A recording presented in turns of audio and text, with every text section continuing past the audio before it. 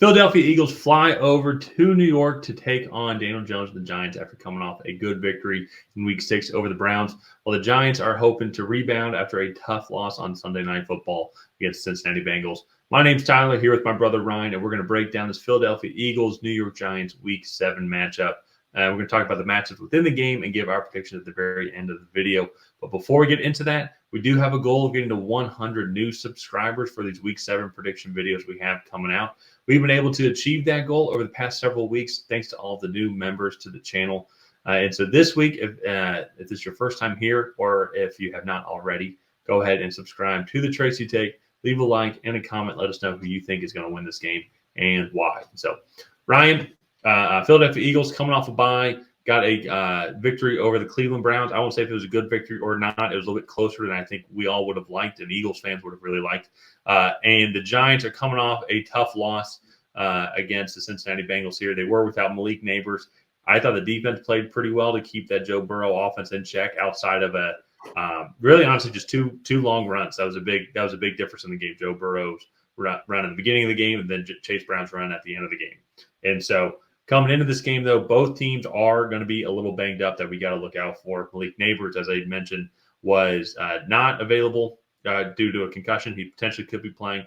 Andrew Thomas is getting an MRI on his foot. We'll have to monitor that his status throughout the week because that's going to be a big loss. On the flip side as well, this past week, Philadelphia Eagles, Dallas Goedert hurt his hamstring, Darius Slay hurt his knee, and Jordan Mailata, potentially the biggest one of them all, I would say, of these three injuries, hurt his hamstring, and he was being carried off the field. Most likely, those three guys will not be playing, but their status will have to be monitored throughout. Mailata's already marked as doubtful with the estimated return date of November 3rd. It's never good. Like he went straight to the medical tent. I remember and is limping. And anything hamstring wise, I've tweaked my hammy before, and I'm not a professional athlete, last I checked. Nor am I tough, and it hurt, and so I couldn't imagine them having to go and do that as well on especially being like a 320-pound guy. So I kind of want to throw it over to you here first. It definitely feels like there's a lot left to be desired for both of these Eagles teams and this Giants team through 6 weeks in the season. Which team do you think has the opportunity now, kind of going into the second third of the season, to kind of build some momentum and continue their playoff hopes at this portion of the season? Yeah, I mean, just looking at kind of what the Eagles have done, I think they're more in line just with how high-powered that offense has been to kind of hit that mid-season form and go on a really big win streak. You look through the first 4 weeks of the season, they didn't have A.J. Brown, and they were still a good team, but they just made a lot of mistakes. Even in that Packers game, they were able to overcome them, but they still made a lot of mistakes in that Packers game. Saquon Barkley catches a fourth down pass, and the defense doesn't totally disappear on that final drive. They beat your Falcons on Sunday Night Football. The Saints game, they won, but they still made a ton of mistakes. The Buccaneers were able to capitalize on a couple mistakes that they made. They also were very banged up on offense. They're very banged up on that game for that game, and they looked a little rusty coming out of the bye. But that was A.J. Brown's first game. Devontae Smith was coming back from his concussion. They were coming off a bye, so I think it was a good little tune-up game for this heated division matchup. And this is going to be a really close game because talking about the Eagles and all the firepower that they still have consistently made mistakes throughout this season. And I think the Giants have been a good example of a team that is trying to make the quarterback position work, but they have a really good defense. They're trying to keep games low scoring, and they're just doing a good job of keeping themselves in games, like only giving up 17 to the Bengals, only 20 to the Seahawks. They gave up 20 to the Cowboys, but they did lose that one.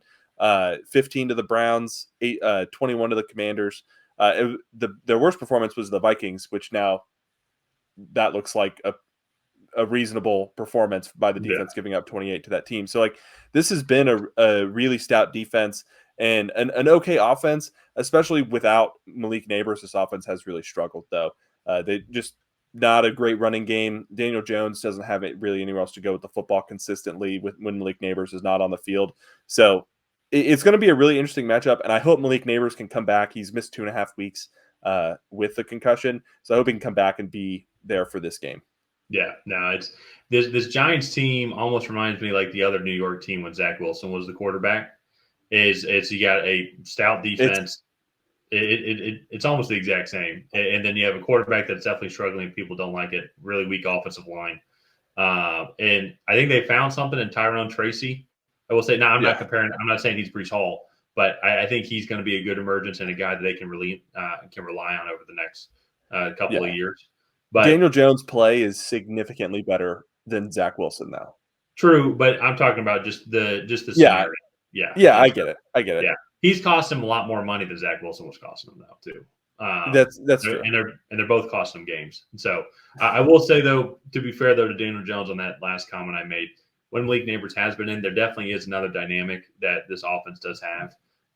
And so he's got to come back and be healthy, and Andrew Thomas has to play as well, because we have seen some improvements on this offensive line from the Giants, I think, so far this season. That being said, there was a really low bar to beat. And so on the flip side, the Eagles, they are a little bit better in the passing game comparative. That they were one of the worst teams in the passing. In the passing defense. In the passing defense last year, still 21st overall in points allowed. In passing yards allowed through the air. The concern for me, though, I think just overall total yards. They're now 17th in rushing yards allowed. Seems like they are still giving up maybe just a little bit more yards overall. So I have to see if that trend continues, or if there's maybe some big outlier games, like still like the first game of the season against Green Bay on that ice rink.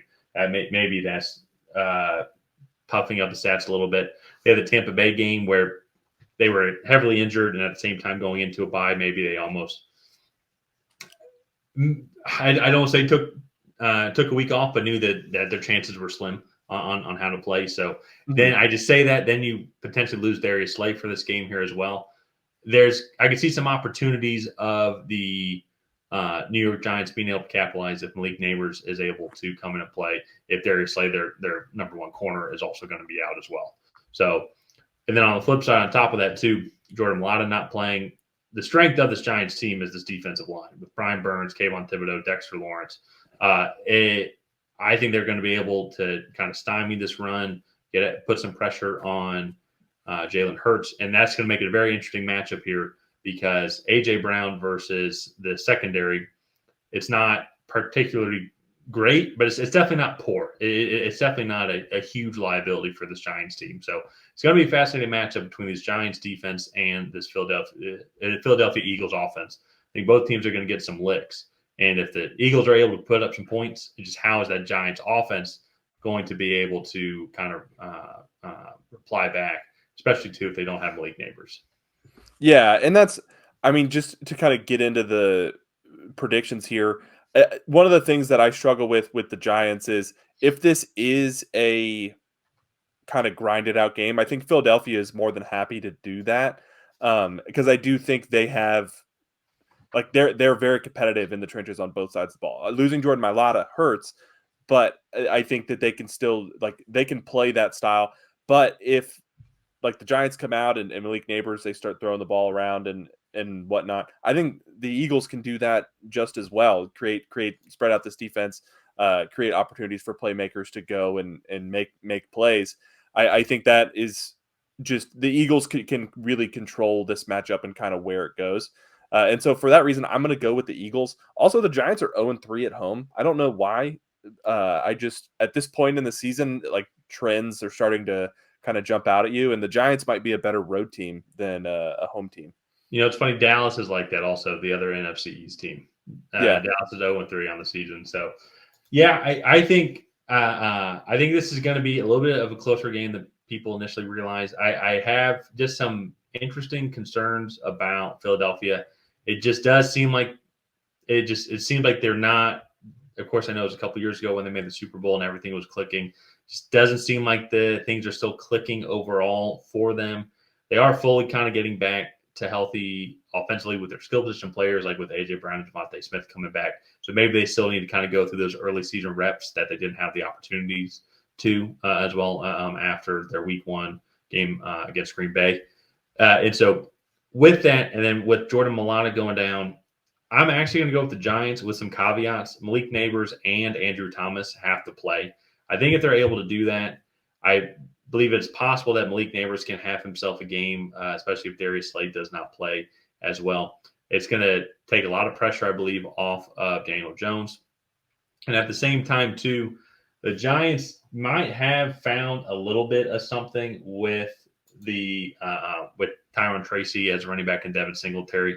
Tyron Tracy had over 100 total yards last night against the Cincinnati Bengals.